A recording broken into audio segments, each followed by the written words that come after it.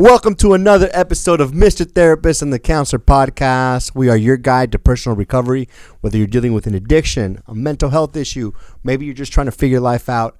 We are here for you, and we're here to demystify the process of therapy. And we are the best mental health and recovery podcast out there. So check out the show, Jesse O. This week, we're going to talk about spirituality and how it impacts mental health and recovery. Please share the show. Share with a friend, share with a family member. If you get a laugh, if you get value, if you like what we do. Here we go.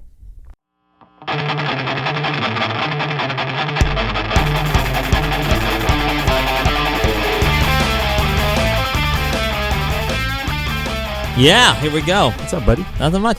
Yeah, what's going on? Hey, let's try to do like something, man. What's going on with you? Sorry. Not much, man. I'm just choppy. It's all right, dude. Yeah. I accept you just as you are. Thanks, man. Yeah. We're in the month of April. Oh, my gosh. Can you feel it? I did. We've gone through the Easters. We've gone through the April Fool's jokes. Fools, dude. What's What's your favorite April Fool's story? I don't have one. You actually the one you told me before we went on camera. I'll tell you what. We do this thing before we record. You know, we try to tie in like our stuff with the holidays. And man, I'm not gonna tell you what the story is, but man, he's like, "Hey, man, should I tell an April Fool's story?" And I was like, "No." It was when he was much younger, Yeah. and just didn't really have that Mr. Therapist Maturity level. Yeah, no, so, but Yeah. I said let's pass on that story because we're trained professionals here, We're trying to. highest standards. Yeah. So, but Yeah, for what's what's going on with you? Not much, man. What can I check in about today? I had my notes on like banter that we could talk about, but I just take notes about everything now. I told myself, Look like, at your sit banter like notes. this. It's okay. You wrote a bunch of stuff down. Yeah. The stuff that happened throughout Oh, the you know week. what though? You know what What? I've been doing? What? You know what's good with my life right now? Oh man, I've been doing a lot of networking, dude, and like dude, this guy's blowing up. I have this like mission. What is your mission? This year, my goal is to meet everybody in San Clemente, to add value to everyone in San Clemente, and to What do you love just about be San more involved. Clemente? San Clemente, California. It's in southern Orange County. Yeah, the southernmost city in Orange County. How far is it? Would you say for people that don't know much about California or San Clemente? I guess it's probably closer to Tijuana? It's closer to TJ. San Clemente is closer to San Diego than it is Los Angeles. I don't think so. Maybe it's a halfway point. Halfway point. Yeah, Yeah. okay, somewhere. So it's like if you were driving to San Diego, San Clemente would be on your way. If you're driving away from San Diego Yeah. to LA. Yeah. fuck am I saying? You're halfway point. Yeah, halfway point. But the best thing about San Clemente is the beaches. The best thing about San Clemente is the breweries. Can I say that in a recovery podcast? This guy's drunk right now. You know what? I'm not going to lie. Like, me and my wife, yeah, we love to taste beer. We don't get drunk. Like, we're just in a healthy way, you know? Sure. And Yeah. if you want to learn how You to don't do that, get I drunk? can teach you. No. Just sippy. Sippy, sippy, yippee, yippee. What? So, anyway, I've been networking with a lot of people in San Clemente. Yeah. There's a lot of cool people out there to meet. And I want to get you out here, dude. I want to get you talking to people. I want to get you. You're so in the mix, social, dude. You know I don't like being social. We were walking up. You saw that lady with the dog. Who is that lady with the dog? I don't know. You just talked to her. I just tied to her. Just like, hey, what's going on? Let me spark a conversation with the lady with the dog. I wasn't always that way, though. I just feel like maybe this year I started to like really challenge myself, because you have to, dude. If you are in private practice, like you have to talk to people. Yeah. People don't come to you unless they know you, unless they like you, and unless they trust you. So it's not manipulative either. I think a lot of people really a lot of people really think like this is a manipulative tactic, but it's like I just thought it was showing like, up. When we were walking up and you saw that lady with the dog, I just thought you were being just nice. And I was like, that's really cool, just sparking conversation. Some people do that. Some people are not so good with that. I tend to just like let people like do what they want. If somebody were to like say something to me, of course I'd, give them a little small talk or whatever. Yeah. So, but yeah, no, it's a positive trait about you, and that's why you're probably networking and doing what you're doing, and Yeah. I think you're on the way to succeeding in your goals, man. It's It's really exciting, great. dude. It is really It's exciting. exciting, So, dog. you Yeah. you still don't want, I'm kind of curious about this banter list before we jump into this heavy topic right That here. was exactly what I was gonna banter about. Oh, the San Clemente Yeah, I've thing. been networking. You San remembered it. Clemente, That's good. yeah, So you don't like- need these. Hey, let's get rid of these notes here. Let's just toss them. I You get- know, Manny prides us on being like off the cuff, and then I had a conversation with him. I was He like, "You called need to be, me out. you need to be dude. more prepared." And now these last like few episodes, the guy's like, "Oh my gosh, he's got like he's got paper after paper." So overwhelming you. he's writing this thesis for like I every know. episode. I'm like, bro, Dude, man, I have to show up. you're a smart guy. You called me out, dude, and I so did I call had to you step out. it up. You know, it's Okay. okay though. That's why we're here, right? We are here Yeah, to. so- We are here to step it up. We yeah, are here to like show you guys that you can step it up, That's right. and everybody needs help. I have I know someone actually. You know, you say like always check on your friends. Yes. So there's some like companies that have sayings that are very similar to that. I don't know if you know that, but They're ripping us maybe off. we can partner. No, maybe we can partner up with them, dude. You gotta attack them.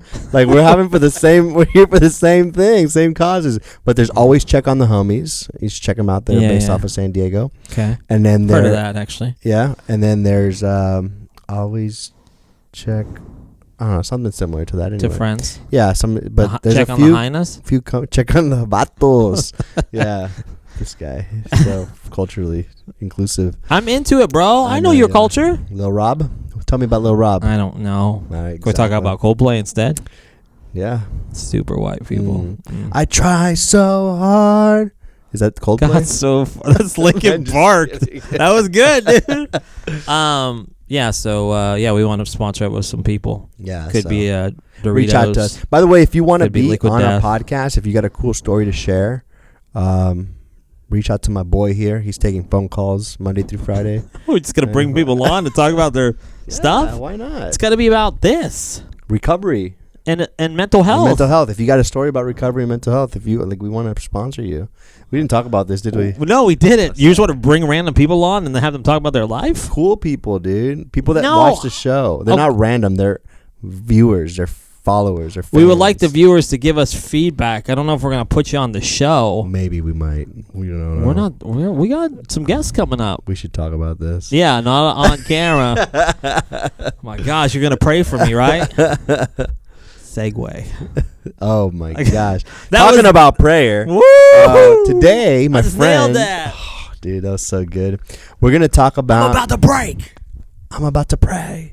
That's No? it's Oh, Linkin yeah. Park. Sorry. It all comes together in the end. In the end, I tried so hard. we're doing so good here today. We're gonna talk about spirituality. Spirituality. Yeah. Manny said, let's talk about spirituality. And I was like, whoa, this could be a very loaded topic. So many different ways we can go. But Are you afraid of this conversation? starting the clock now? No, I'm not afraid of this conversation.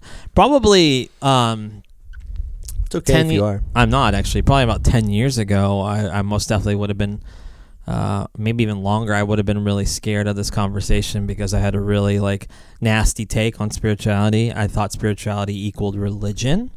And based on some of my upbringing, I didn't have the best experiences with God or Christianity. So I had put some really like, I had some really distorted thinking when it came to that. So, but no, today I'm fully engaged in talking about. I will say this though, sometimes when people are heavy on that certain topic of maybe God, I can get a little like, I don't know. I feel like people are gonna know like my weaknesses. You start to like feel hot. Yeah, and I'm like, when people are like, hey, steam comes out of your ears. yeah, no, it's not. I don't get mad. I don't get mad. I probably just get a little uncomfortable. It's like when people are talking about, there's certain things that I know like when the conversation is created, I start to get uncomfortable because I don't have a lot of experience with that, or maybe I'm like not completely like trained in it, or I have maybe some different beliefs, and I don't want them to like.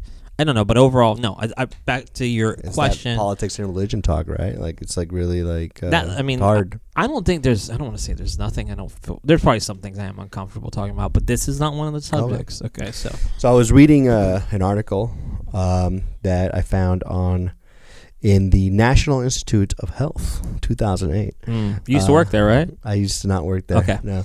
But anyway, research suggesting this is not very like, Wow. But research suggesting that to many patients, like doctors are learning, to many patients, religion and spirituality are positive resources that patients could have to cope with illnesses. And even some psychiatrists today are, their thought is that like spirituality and religion is something that they encourage their patients to be able to hang on to. Yeah. And so I wanted to talk about this because in this study, what was found was that people involved in church activities were more likely to have better relationships, better parenting skills, and even better ways to cope with things like anxiety and depression than people who didn't have like a church or any spiritual activities going on. So first of all, I want to get your take on that. But first of all, why don't we define spirituality? Yeah, you want versus to? religion? Is that okay? Yeah, please do. Yeah. So I have these ready notes right here. My gosh. Spirituality involves the belief and obedience to an all-powerful force, usually called God, who controls the universe and the destiny of man. It involves ways in which people fulfill what they hold to be the purpose of their lives, a search of the meaning of life, and a sense of connectedness to the universe. Is how this Why do you this read paper those so defined it. fast? You know I process slow. Oh, my bad. Yeah. Such a fast reader. So wait, did you just put them together? Or What? was that all of it right there? Yeah, that was good. Yeah. That was. That was the definition. What are you talking I about? didn't say it was bad. I just said you read it really. Can I see it real quick? Yeah, sure. You want to read it yourself? Yeah, like Yeah. my process is different It's than okay, you. dude. And No listen, worries. you don't have to make these It's things okay. fast, okay? Sorry. So what is spirituality? All right, so Can you read it? I'm not gonna read it again because you did probably a pretty good job. So, but okay, so you read spirituality, but what's religion then? Religion. I don't know. It's not on there, but I think religion is probably a practice Okay. that guides your spirituality. So religion's a more strict form, right? Religion, yeah, it's an institution. I would say, right? Religion is an institution that that gives you guidelines for how to practice your spirituality, how to connect to your higher power. Okay, I like the idea with spirituality. It's the idea of like a sense of purpose, right? Yeah. So, yeah, this is good. Cool. It's good. It's good. I approve. So Cool. He gets now it. anyway. I know some of these words. I have a slower process That's sometimes, okay. but thank you. It's That's okay. okay, I know yeah. you're okaying me. I appreciate that. But I was going to ask you, though, my question leading into that, right? Yes. Like, I just wanted to define spirituality for us Yeah. to be able to talk about it, right? So now that we have a good understanding of it, what do you think about this idea that, like, spirituality is almost, like, important if you, like, for the person who wants to improve their mental health, who wants to have a better handle on life, whether it's recovery, whether it's depression, anxiety, like that, this study suggests that spirituality and religion is probably an important thing to kind of engage in. I think it is most definitely now. I think it is a very helpful thing. I think morals overall, I think it really does help people guide people through their issues with some mental health issues. And when we talk about severity of mental health, like you mentioned anxiety, like if you're schizophrenic and like you're like, you know, I wouldn't be like, you need a higher power, you know. Yeah. I'd be like, Yeah. you need a good case of meds and some other things too, you know. But like the concept of faith to me, I think is something that I'm very envious when people have a strong faith based. I encourage it because I see if you're working it the right way, just like anything, I think it really promotes something really, really healthy and really good. So. But you're envious of it, meaning that like you I wish I don't. you think it's a good thing, though. Yeah, I think it's a good thing. I think sometimes I really miss the mark on it. Can I talk about like my own personal experiences Yeah. a little bit in the sense with dealing with like defining the two, going through like sobriety and recovery, like you're asked to like do the whole higher power thing. So when you do the AA thing, you have to find like a power greater than yourself. So for somebody that thinks, well, that one thing in AA a lot of time references God. So it's like if you don't have a strong like Christianity or Catholic belief, like there's like a struggle with that, right? Like you're like, I don't believe in that. Or I used to at one point, I used to say I was an atheist, which means like you don't believe in anything. Right. And because I also didn't believe in, I didn't give a shit about anything either. I didn't care about myself. I didn't care about others. But so anyways, you're introduced to this thing and you're like already kind of resistant to like certain figures, authority figures, or like structures of certain program. Anyways, like, so it's like you're supposed to believe in something you don't believe in initially. So they ask you to pick a higher power. It doesn't have to be the God. It just has to be something that's greater than yourself, right? So that, at first, people like, you can say a tree is your higher power. Or like the old one I would hear was like that doorknob could even be a higher power. And for me, I was like, I can't get my head. What? Are you kidding me? Like that's greater than me. But that's a weird concept. Yeah, that's right. I think it's kind of a desperate attempt, I think, to get people just to like buy into it. People that are really scared to put their foot into it. Right. So especially if they have like religious trauma, right? Like trauma from religion, or like for me, like I think I saw people, I had seen Christians that weren't acting like Christians, right? And then you probably get that a lot with people that like I don't know if you ever get that in therapy. Like I don't know, do you ever talk about like God? Oh yeah, for sure. Okay, yeah. So do you have people that like struggle with that? With people who struggle with it, we don't talk about it because Right. it's just not part of this. Part of their discussion, their conversation. But people who are faith based, like they bring it into therapy for Got sure. it. Yeah. So anyways, so the higher power thing was that's introduced to a lot of people, and it's really like a hard step to take, but as it's suggested there, it's just it's spirituality is different than religion. It doesn't have to be that. It doesn't have to be that one thing, but it has to be something a little bit bigger. And then when people, I think, start to finally like buy into it a little bit, there's a sense of freedom of like really giving it up.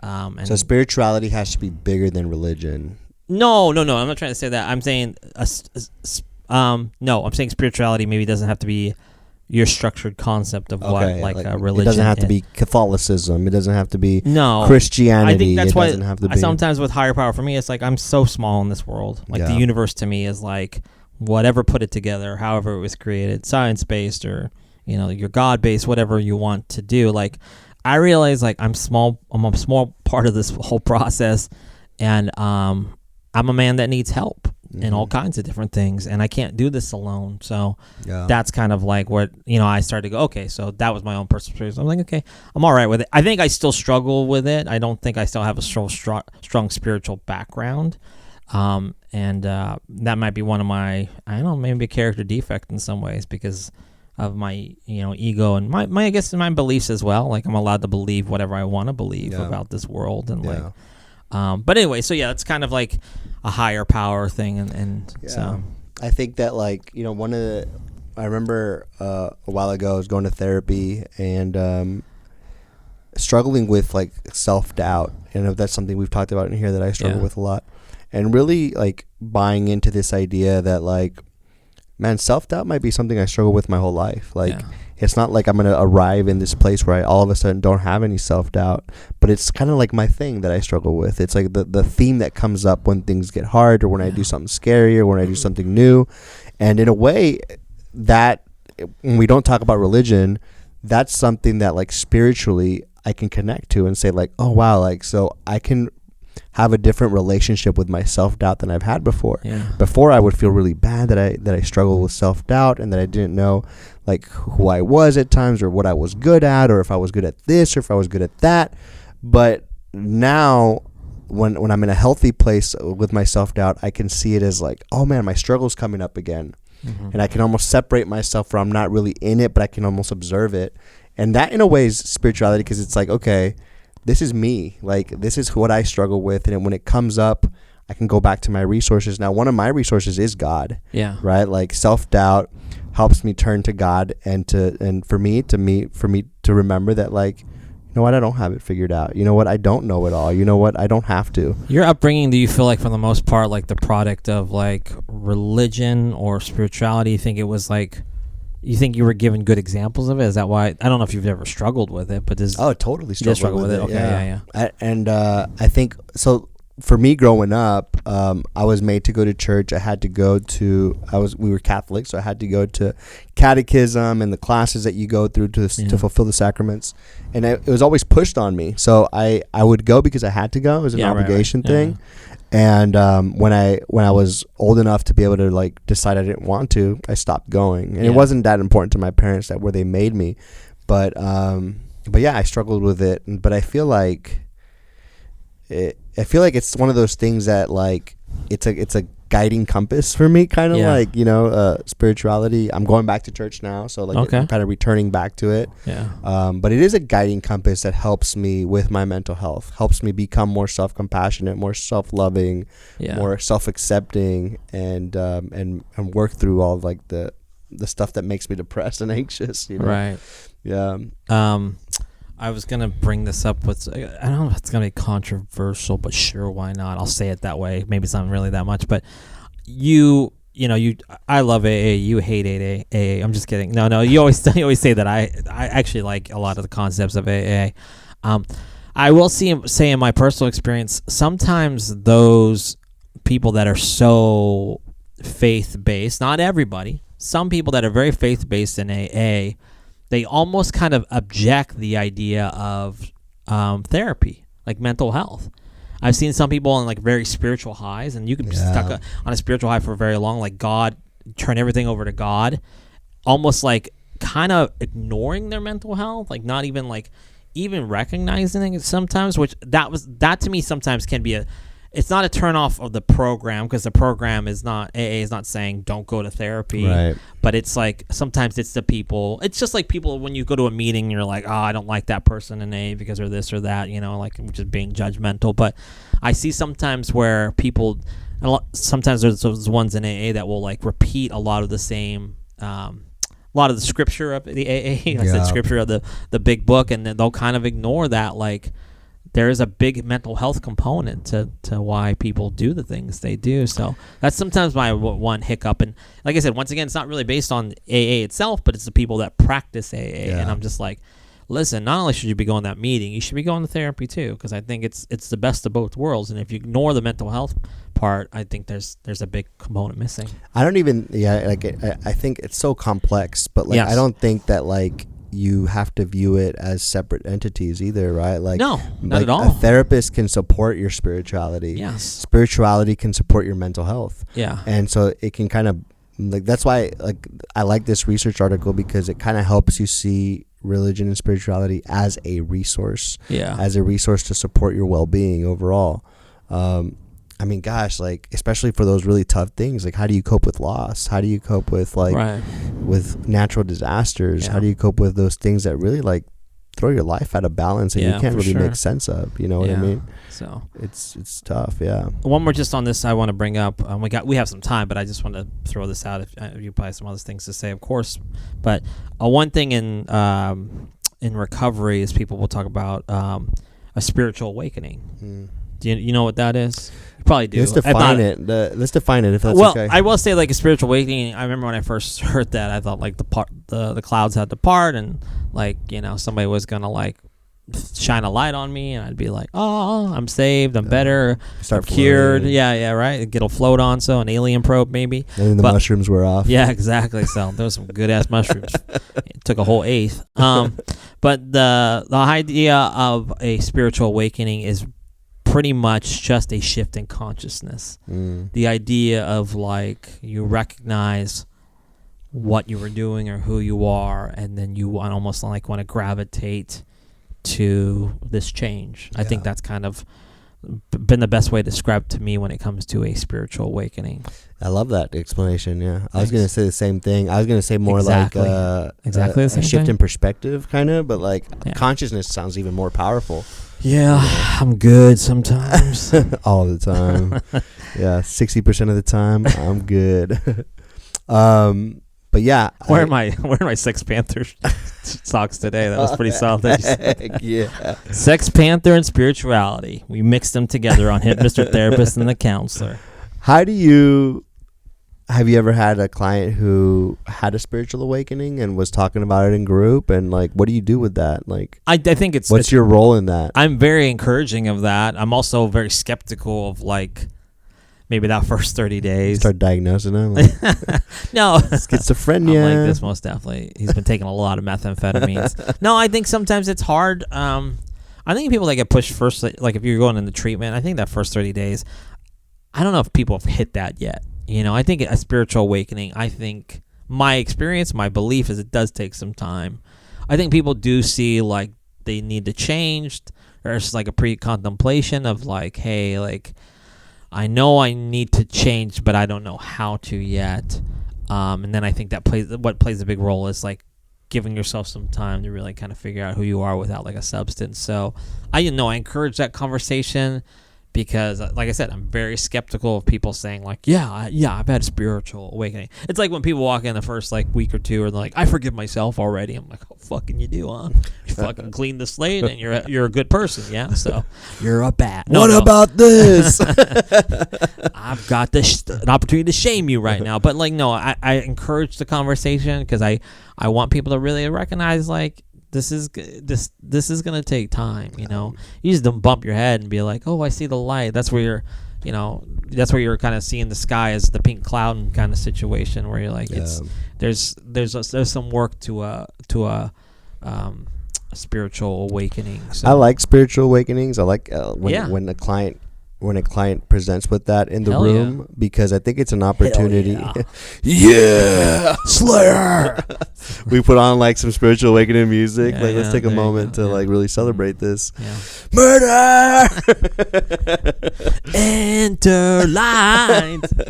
But I like those moments because they give me an opportunity to highlight the power and the experience that somebody feels. I think a lot of the times the game in mental health is to find, we just had a CBT and cognitive distortion episode, but to find those different perspectives like in an experience sometimes you might experience it as bad or as heavy, difficult, burdensome. But if you can find that gem in that experience, like that is powerful for your mental health. Yeah. And so I like to take these moments of a spiritual awakening because I'm like, cool, let's just sit with this for a little bit. What is this like? When's the last time you felt this way? How can you hold on to this feeling just a little bit longer? And I just think it's just like juice for like the soul, you know? I like that. Yeah. I think sometimes I think maybe present day, or I don't know, maybe being more one-on-one based, you get more time to see maybe a shift, and when that happens, finally you start to see the development. And like I said, like a lot of times in my experiences, it's kind of like I have limited time with them, to see like the long term and the growth with that and that experience of a spiritual awakening. Like, no, don't get me wrong, if it's happening, if it's really going down, and they had it, I'm like, well, let's go. Let's do this thing. Let's talk about this. So I wanted to bring up something briefly that we won't have too much to talk about, but there was an episode of a show called it's called Real Time. It's on HBO. Bill Maher is. Yeah. But he had Dr. Phil on. He's like the... Is he not a real doctor? Is he not a real doctor? I don't think so. I think he is a real doctor. Should we Google this right now? Why don't you? What do you think? Is Dr. Phil a real doctor or not? Well, he's been our doctor for... he's been on like national television for years and years. Right after Jerry Springer. Listen, I'm not a Dr. Phil fan. I don't dislike Dr. Phil. I wanted to bring it up because he had written a book and he was talking about like he was kind of like trying to be like a psychiatrist for like he's been psychiatrist. He does. He has a show and he's like promoting like counseling and therapy in some ways, right? What did you say? Okay, all right. Is Judge Judy a real judge? I don't fucking know. It kind of reminds me of a colleague, Dr. Marsha. Like kind of like. Ooh, brought up Dr. Marsha on this show. She did not like me. But I brought this up because he based on what we're talking about today, spirituality. He said one of the things that is impacting our country is like there's a less like family activities, and he mentioned talking about like families are going less and less to church. And now I do believe like the family dynamic is so different and it's changed a lot, and there's a lot of things that we could point fingers at, and I feel like it's important to have more like family type of like activities and family's important. Yeah, so I think so I when he was talking about that with Bill Maher, it did, I don't want people to be disconnected. We've talked about how social media disconnects a lot of us, so like it's just, I guess I think it was interesting that he brought that up, people not going to that is kind of plays a part in like what we're looking at right now as our world. So yeah, I guess I don't at the same time maybe like the idea is like, we're also open to a lot more different there's so much information out there, right? So I don't know, I guess maybe people stray away from, I don't know if people initially stray away from spirituality because or I don't want to say like maybe religion as well, because it's like there's so many options. Like people are allowed to develop like their thoughts and their concepts based on what they read on social media. There's so much information and access to information. Instead of like you and I, we grew up with like what our parents told us, right? Like, you know, so it's like, so this is like, you know, if you're like, if you grow up in a Christian home, this is kind of like your belief system. If you grow up in an atheist home, this is your belief system, you know, it's like, or science-based or whatever, you know? So like, yeah. Any thoughts on that idea? I just think that spirituality is so complex. Yes. You know, that it's even hard to describe. Like, I don't know if you've ever had a spiritual awakening, or if even like there's times where I've witnessed, observed someone talking about their spiritual awakening, and it's almost like you're almost like they're describing it, and it's so powerful, but you can almost see that they're like, I can't describe it the way it actually was. You know, like it was way more powerful than I could actually say it was right now. But I think it's just so complex that even just our human capacity to express what it is or describe what it is can be challenging. Yeah. And I think in a way, I don't know how this connects. So it's a reach maybe, but in a way, like that's probably why like religion really screws up sometimes, because they're trying to explain or trying to like put into like a procedure, a structure, what spirituality is. And I think sometimes we screw up as humans, and sometimes that group is really bad, right? You hear about really bad things with like some religious institutions that turn people off of religion, and do it to a byproduct of that, it turns people off to spirituality too. Yeah, you know, I was thinking about I was looking at the doorknob over there and thinking about that like whole idea. Like, I think sometimes it might be just important for some people just to believe in something. Yeah, I'm not saying believe in the doorknob or that like some random object has to be your higher power, but like we don't believe in ourselves a lot of times. So I think it's important to like think bigger a little bit and realize, you know, whatever's going on in the universe, like somebody's rooting for you, somebody's keeping an eye on you. What that is, I don't know if it's a man, woman, whatever, a thing, or just, but the idea of like it is kind of just like maybe letting go of stuff and releasing what you thought wasn't, it could be. You know, to real quickly, we're almost out of time, but like the spiritual awakening, I had one, and it wasn't this monumental thing, but in some ways maybe it was. But like I remember just a moment as I reflected back. It wasn't in the moment I realized it, but like somebody said to me that really like checked the box, and in that moment I realized like sobriety isn't about like always just picking up a drink or using drugs. It's about like it's a certain lifestyle. It's being a type of person, a healthier person.